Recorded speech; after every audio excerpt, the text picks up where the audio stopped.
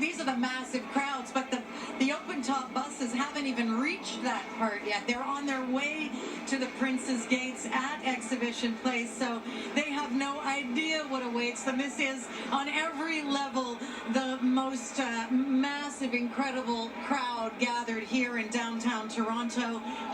Estimates up to 2 million people gathered. Obviously a bit of a security challenge, but everybody is in such an amazing mood here. The weather's cooperating. We, the North, it actually feels like some beautiful southern weather today. It finally. is literally the best day we've had in 2 months in Toronto. Although I really don't think anybody would have cared. Yeah, they would have been out in the ponchos if it was pouring rain. Puja Honda is in Nathan Phillips Square.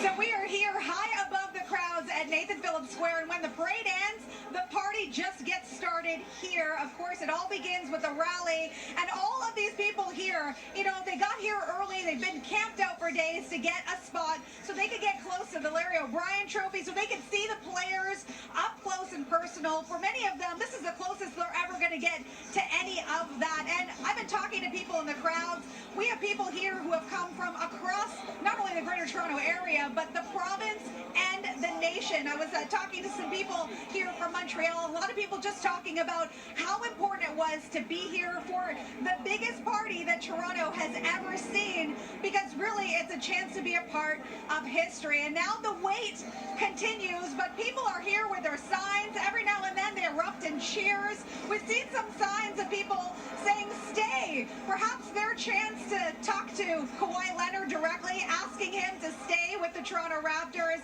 They're hoping that the warmth of the people and all the energy that's in the crowd today is going to be enough to maybe want him to stay here. Of course, that's what it's all about, the fans, and that's really what we're experiencing here as we look out to the crowds and everybody waiting for things to get underway here at Nathan Phillips Square. That's back to you. Thank you, Pooja. As we look at the parade route here, again, the buses are just making their way there. The crowds, people are trying, everybody from every artery of this city, to make their way to Nathan Phillips Square, which in a couple of hours from now is where they're going to take over the stage behind us, James, and we're going to hear from the players and the management team for the first time. Well, there is Kawhi, and Pooja mentioned there are stay signs all through the crowd here, dozens of them. I think the dream for most of these fans is that Kawhi will somehow take to the mic in a couple of hours and say, hey, I'm staying. I'm not sure that that's Kawhi's personality. He'll probably wait and we'll see what happens on June 30th and beyond. He's such an interesting guy. Of course, we know the only one not on any social media, so he's not checking Twitter to see what's happening further along the parade route, but this has to have an influence on him. It's so hard to read him. I go back and forth, and anybody who says they know, they don't know right now. He's the best poker face I've ever seen in sports. So I don't think you have an idea, but you're right. It would make perfect sense that he's come here.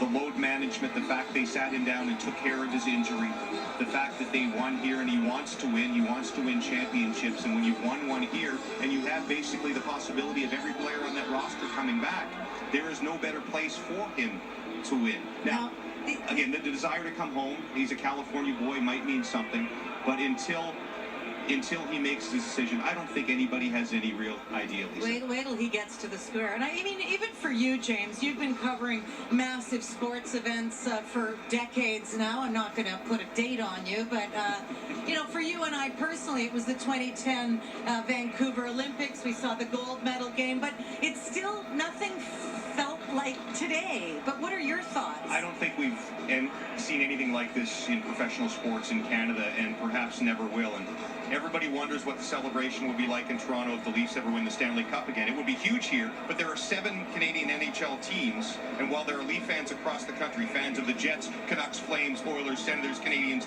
would not be staging viewing parties and running through the streets celebrating. Closest comparison would be the Jays, back-to-back in 92 and 93, but remember, the Expos were still around then, and that divided the country. This is the first time one team for a country, and that's why we're seeing And this. again, just so you know, they have not even hit the starting point of this parade route. So things are just getting underway. Stay with us on CTV and TSN for the championship parade.